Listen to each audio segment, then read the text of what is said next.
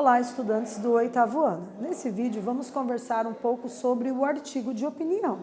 O artigo de opinião, enquanto gênero discursivo, apresenta algumas características que são específicas e nós vamos analisar um pouco mais com cautela algumas dessas características. Então, o objetivo consiste aí, dentre eles, despertar a curiosidade e o desejo de ler e de aprender com a leitura de artigos de opinião, acionar conhecimentos prévios sobre a estrutura e o conteúdo temático do gênero e reconhecer os argumentos. Leia e reflita. Quando estiver sozinho, cuide de seus pensamentos. Em família, da sua tolerância. Em sociedade, da sua língua. 3 coisas não voltam atrás: a flecha lançada, a palavra pronunciada e a oportunidade perdida. Análise. E aí? Já conhecia os 2 provérbios? Concorda com o que dizem ou discorda? Você observou que, em comum, eles nos provocam a pensar sobre nosso comportamento social, aliado às nossas atitudes comunicativas. Perceba, cuide da sua língua em sociedade. A palavra pronunciada não volta atrás. E aí, pessoal, o que será que esse provérbio quer dizer?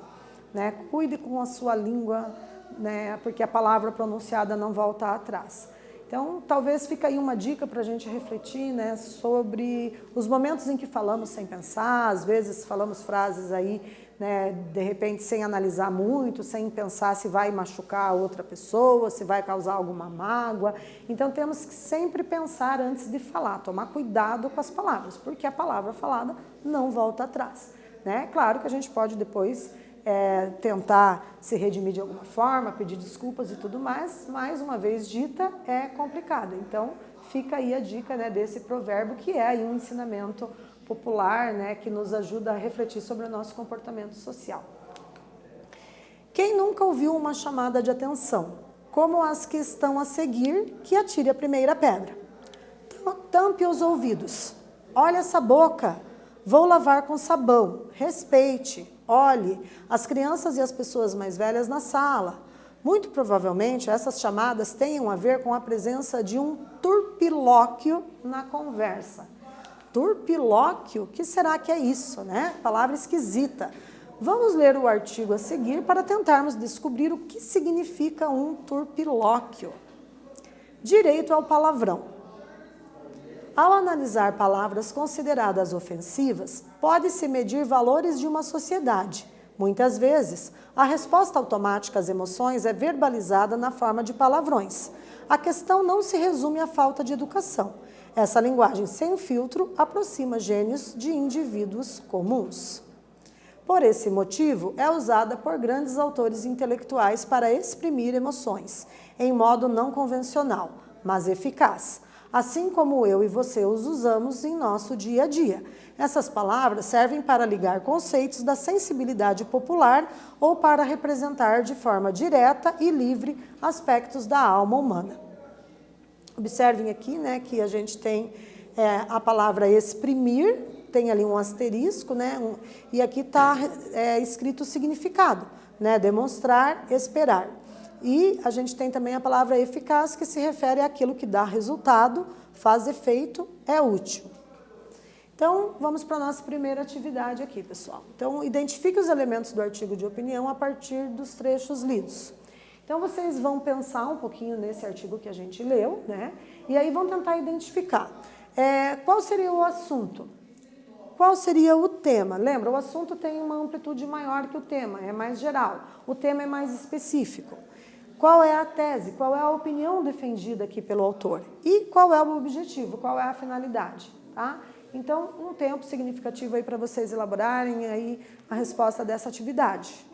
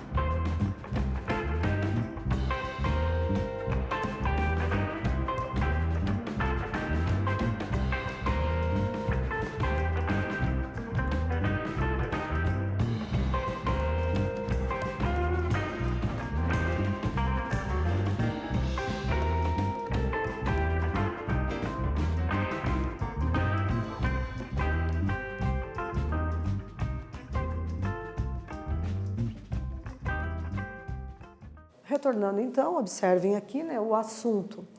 Então, trata-se aqui de pensar no comportamento social, comunicação, né? O tema, palavrões e o direito a eles. Se vocês escreveram aí algo semelhante, está certo, né? A tese, qual que seria aí a opinião, né? Então, nem sempre se trata de falta de educação, o uso de turpilóquios, né? Então, ele está aí associando a palavra turpilóquios a palavrões. E dizendo que nem sempre se trata aí de uma falta de educação, né? Depende aí da seleção linguística que foi utilizada.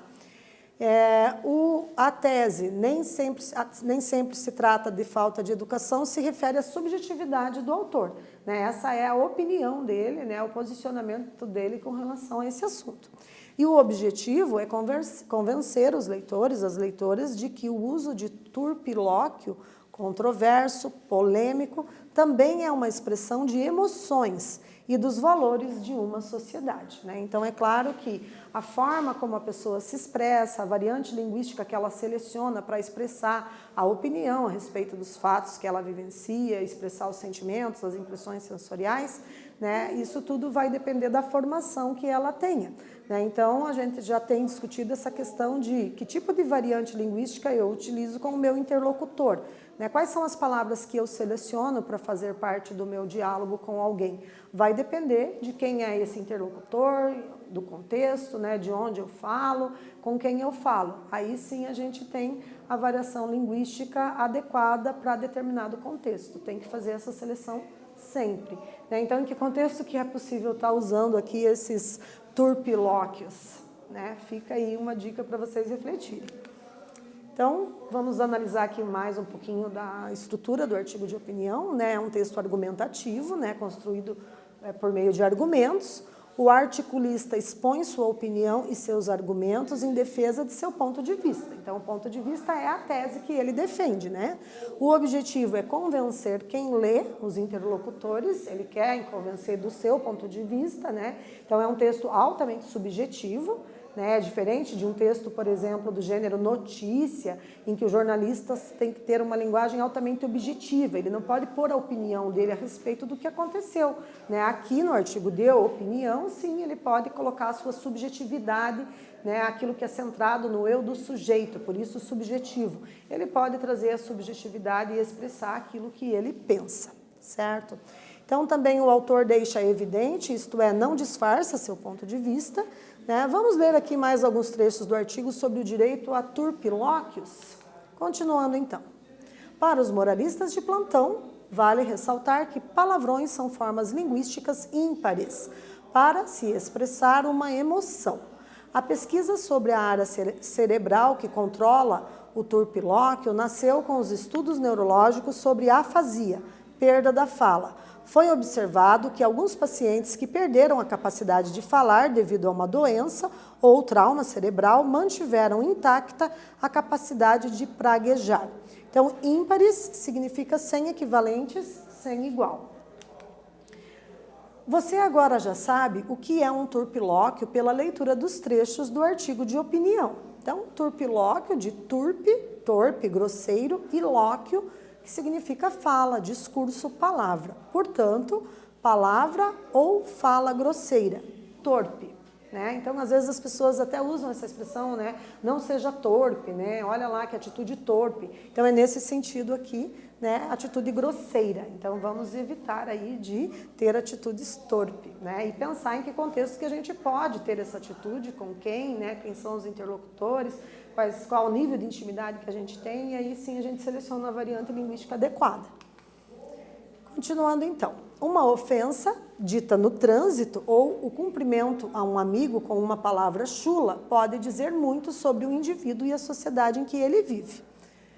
Pelo mundo, por exemplo, na Alemanha, é parecido com o modo de expressão dos brasileiros. Os palavrões são ditos em relações mais íntimas ou com a família. Já no Egito, entre os homens, o uso de palavrões é bem disseminado, mas eles nunca falam na presença de mulheres. Olha que curioso. As mulheres, por sua vez, não usam palavrões no Egito. Olha que interessante aqui, né? E na Inglaterra?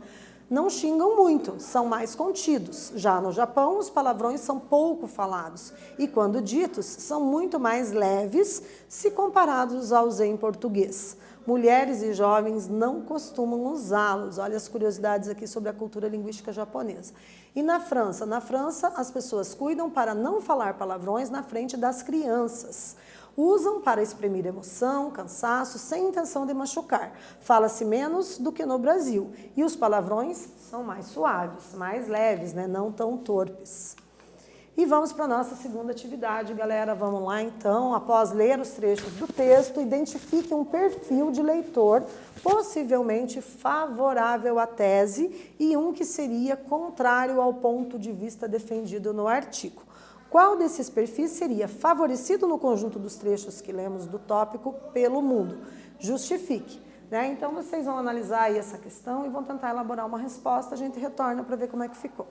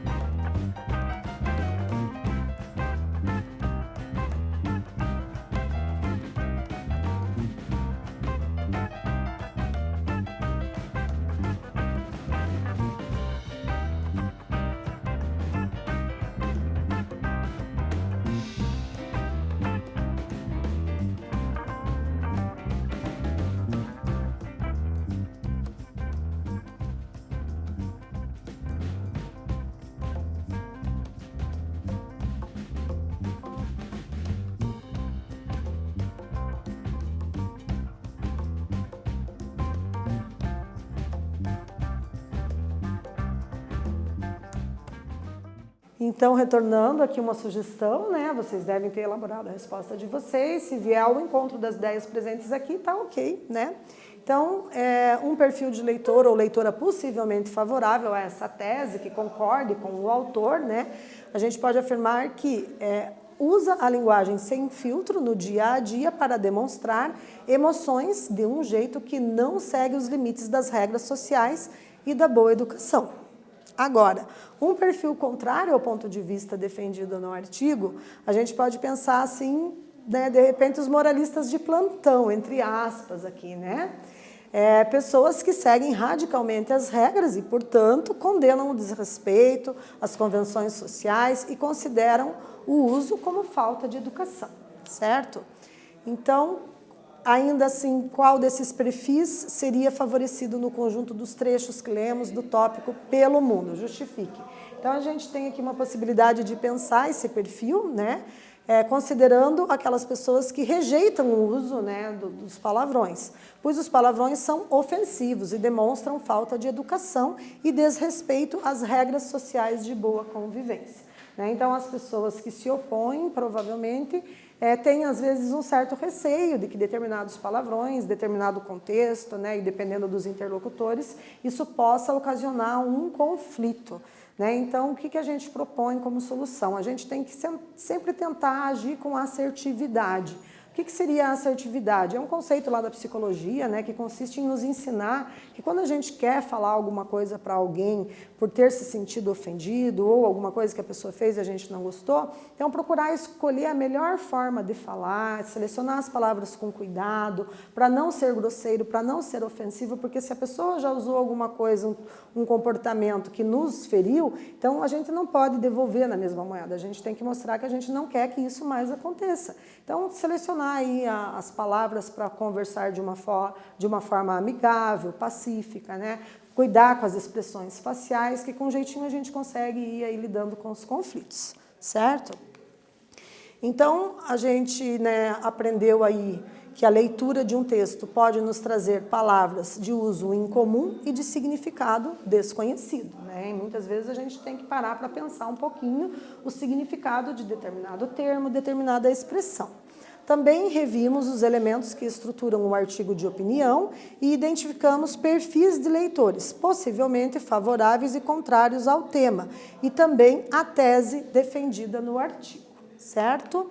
Então, todo o material produzido e utilizado no projeto Aula Paraná é de uso exclusivo dos professores da Rede Pública Estadual de Ensino para a finalidade específica de uso em aula online, sendo totalmente vedada a publicização, reutilização, reprodução total ou parcial para quaisquer outros fins. Nesse vídeo, nós discutimos com mais detalhes a questão dos artigos de opinião, vimos ali os elementos composicionais. Espero que vocês tenham gostado e até breve.